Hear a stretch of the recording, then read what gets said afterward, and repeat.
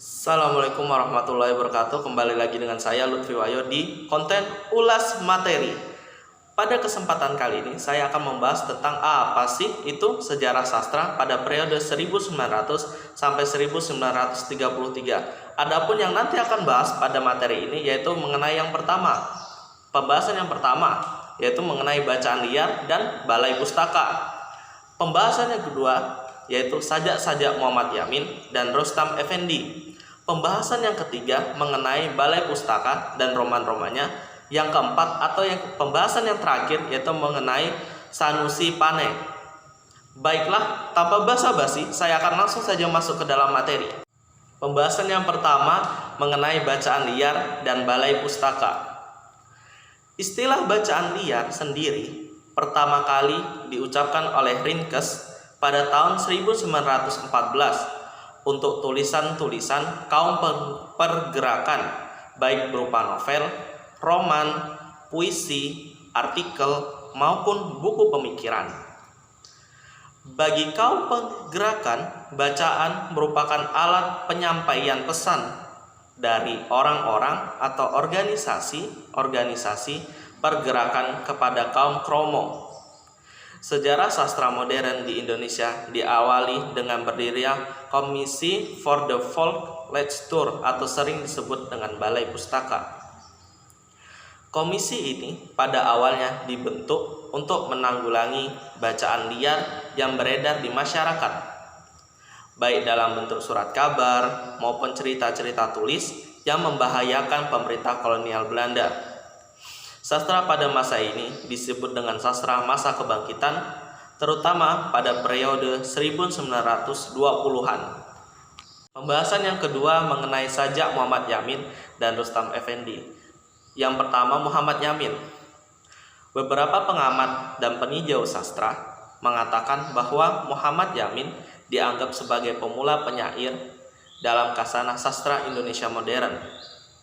Setelah dewasa dan matang, dia terjun ke galangan politik dan tidak menciptakan karya sastra lagi karena ia ingin membantu memerdekakan negara Indonesia.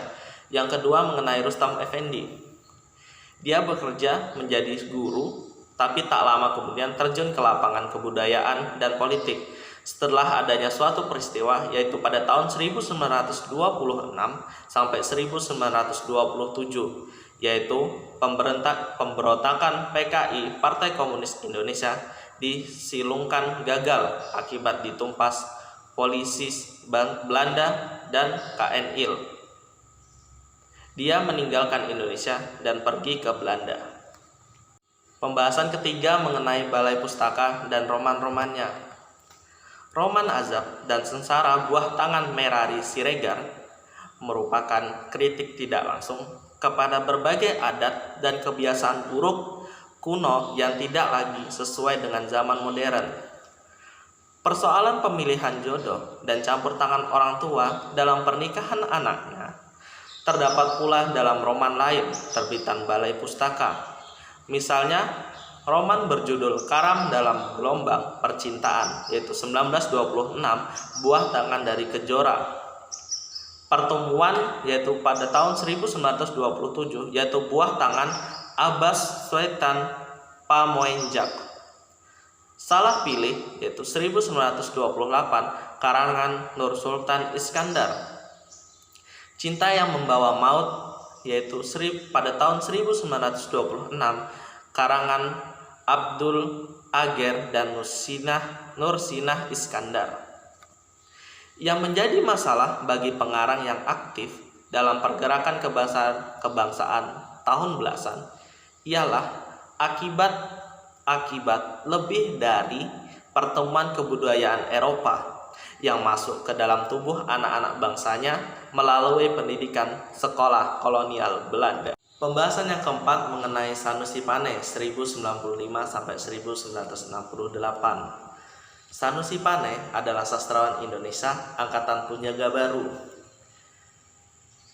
Lahir di Muara Sipongi, Tanah Panuli, Selatan, Sumatera Utara pada tahun 14 November 1905 dan meninggal di Jakarta pada tahun 2 Januari 1968.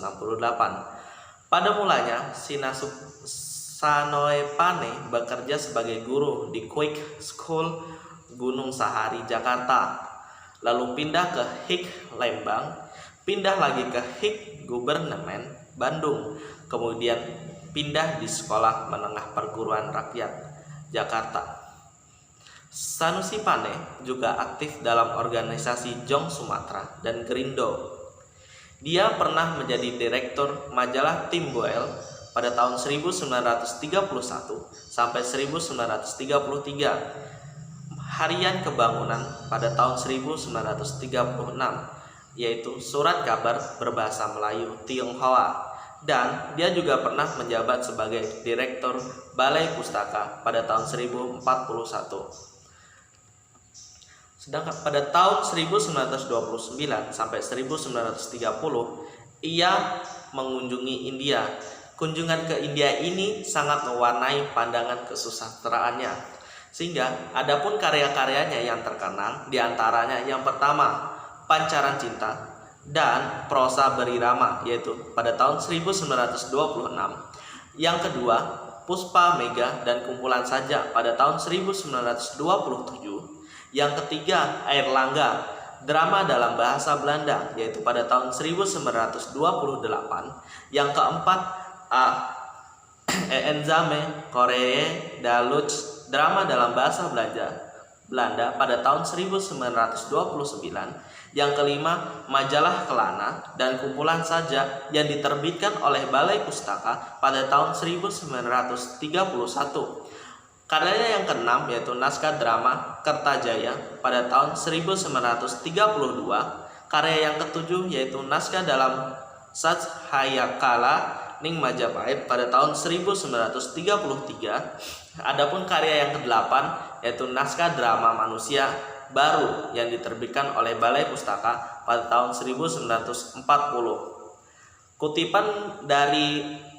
Adapun kutipan yang diambil dari Nasionalisme Jongbata Januari 1926 yaitu tiada satupun di antara kedua pihak berhak mencaci maki pihak lainnya.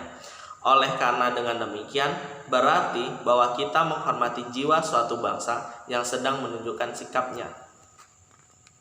Kesimpulan, dari penjelasan yang tadi yang sudah saya jelaskan, saya mengambil kesimpulan yaitu sejarah sastra adalah cabang ilmu sastra yang menyelidiki perkembangan cipta sastra sejak awal pertumbuhannya hingga perkembangannya sekarang. Untuk menyadarkan masyarakat bahwa bangsa Indonesia dijajah, mereka membuat surat-surat kabar agar para priai atau orang yang termasuk golongan masyarakat yang kedudukannya dihormati, yang hobi membaca buku atau yang lainnya dapat menyampaikan kepada masyarakat yang belum dapat membaca dikarenakan oleh pembodohan yang dilakukan oleh orang Belanda. Baiklah, mungkin itu saja yang bisa saya sampaikan. Kurang dan lebihnya saya mohon maaf. Saya akhiri. Assalamualaikum warahmatullahi wabarakatuh. Dan sampai jumpa di video selanjutnya.